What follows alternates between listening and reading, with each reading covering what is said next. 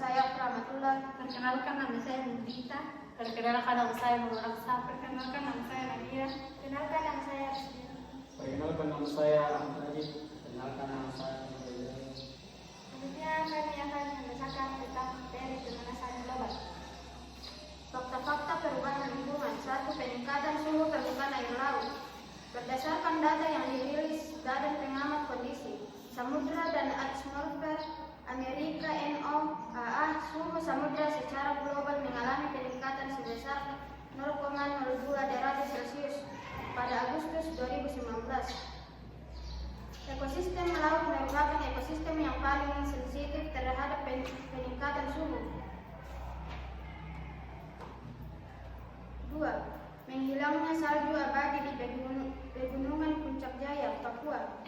Tahukah kalian bahwa Indonesia memiliki pegunungan es seperti Puncak Everest di Himalaya, satu-satunya tempat di wilayah Indonesia yang diselimuti lapisan salju berada di pegunungan Jaya Wijaya, Papua. 3. Mencairnya es di kutub. Bumi ini memiliki harapan dataran yang berupa es. Sekitar 90% bagian hamparan dataran es berada di Antartika, sedangkan 10 bagian sisanya berada di lapisan es Greenland. 4. Kenaikan permukaan air laut. Salah satu dampak pencairan es di kutub adalah kenaikan permukaan air laut. Sebab air limpasan pencairan es tentu akan bermuatan di laut dan meningkatkan ketinggian permukaan air laut. 5. El Nino dan El Nina. Cuaca ekstrim. Pada sekitar akhir bulan Oktober 2020, curah hujan di wilayah Indonesia begitu tinggi. EXO memiliki 2 fase yang berlawanan dan 1 fase tambahan, yaitu El Nino dan El Nina dan netral. A. El Nino. Peristiwa El Nino merupakan peristiwa peningkatan suhu permukaan laut Samudra Pasifik tropis bagian timur dan tengah di atas rata-rata normal suhu permukaan air laut. 2. El Nina. Peristiwa El Nina merupakan peristiwa peningkatan suhu permukaan air laut Samudra Pasifik tropis bagian timur dan tengah di bawah rata-rata normal suhu permukaan air laut. 3. Netral. Kondisi netral ini bukan merupakan keadaan El Nino atau El Nina. Kondisi ini merupakan kondisi ketika suhu permukaan laut Samudra Pasifik dan tropis umumnya mendekati rata-rata. Peningkatan kadar CO2 atmosfer dibalik peningkatan suhu bumi. Peningkatan kadar CO2. Peningkatan kadar CO2 di atmosfer telah dicatat sejak tahun 1958 oleh ilmuwan bernama Klaus David Helling. Selanjutnya, para ilmuwan melacak data akumulasi CO2 di atmosfer bumi menggunakan kurva Helling yang datanya diukur terus-menerus oleh Observatorium Mauna Loa di Hawaii. Peningkatan kadar CO2 waktu ke waktu terus dimulai sejak zaman Eocene, yaitu periode dalam skala geologi yang terjadi sekitar 60-40 juta tahun yang lalu.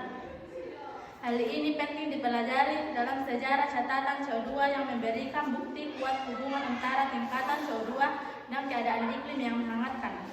Dengan mempelajari perubahan iklim bumi di masa lalu, maka pemanasan global di masa yang akan datang lebih diprediksi dengan lebih baik. Kadar CO2 yang tercatat pada tahun 60 tahun yang lalu adalah 315 ppm. Namun, angka tersebut naik teratur melebihi 410 ppm pada tahun 2018. Catatan terakhir pada 11 Februari 2021, kadar CO2 tercatat mencapai angka 4.017,21 ppm. Artinya terdapat 4.017,21 ppm CO2 yang terkandung dalam 1 juta ppm udara.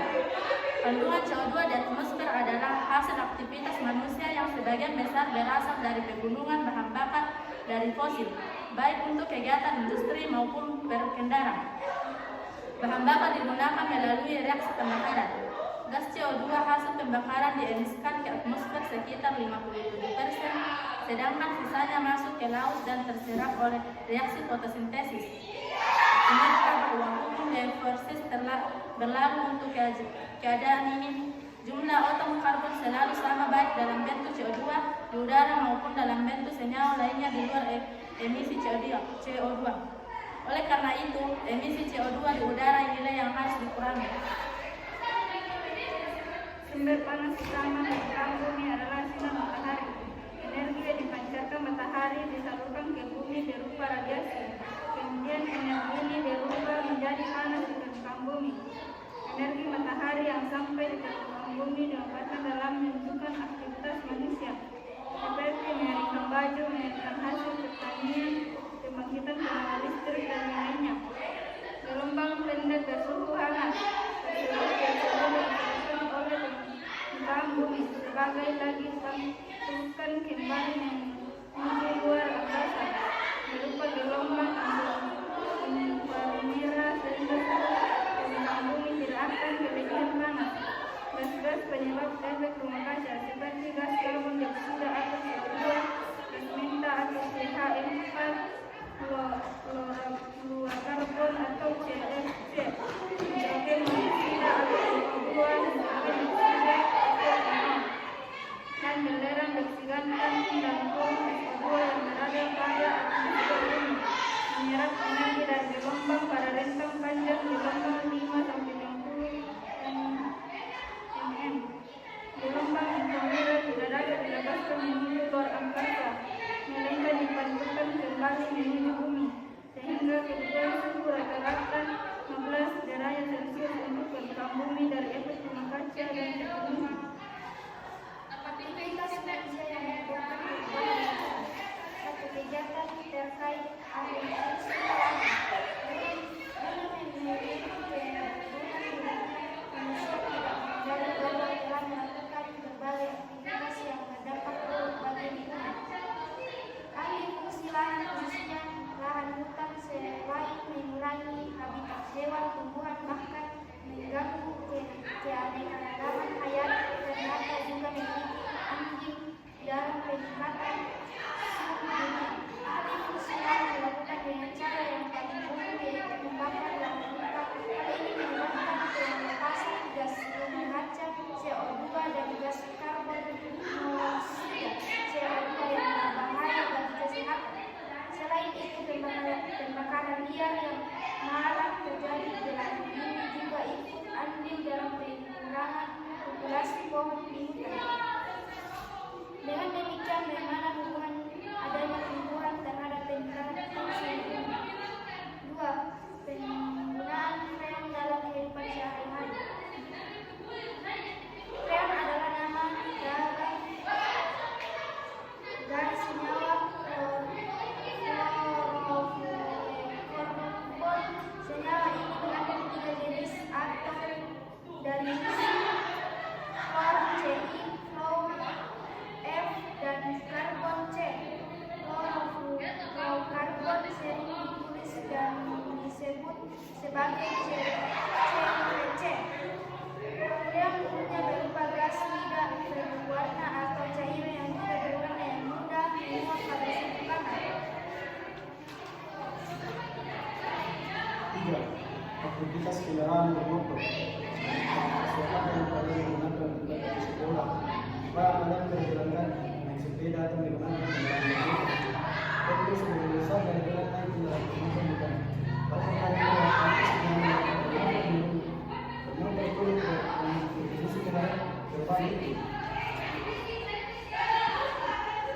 Data dari Badan Pusat Statistik menunjukkan penambahan populasi seluruh kendaraan di Indonesia mencapai lebih dari 130 juta unit atau terdiri dari 35 kendaraan sebesar 5,3%. Beberapa akibatnya, udara adalah faktor penting dalam kehidupan. Akibat aktivitas kendaraan bermotor meningkat, maka emisi gas buang hasil hasil rumah juga meningkat sehingga menyebabkan pencemaran udara terutama di perkotaan yang mencapai 40%. Gas buang hasil hasil pembakaran mengandung nitrogen oksida NOx, gas sulfur dioksida SO2, gas karbon dioksida CO, gas metanan CH4. Kalian tahu bahwa bahan bakar kendaraan yang mengelilingi bumi yang mengandung atom karbon C dan hidrogen H, yaitu senyawa hidrogen CXHY.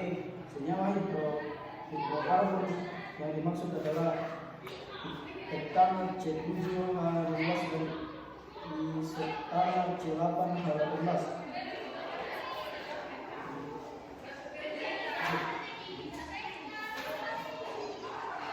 Sedimentasi kalian sumber para penonton kalian kalian pernah berada di bawah handphone dan terbaru menemukan solusi untuk memenuhi kebutuhan listrik di Indonesia. Kalian yang kesediaan untuk terlibat tidak mampu. Alasan pentingnya menggunakan energi terbarukan adalah lebih lama.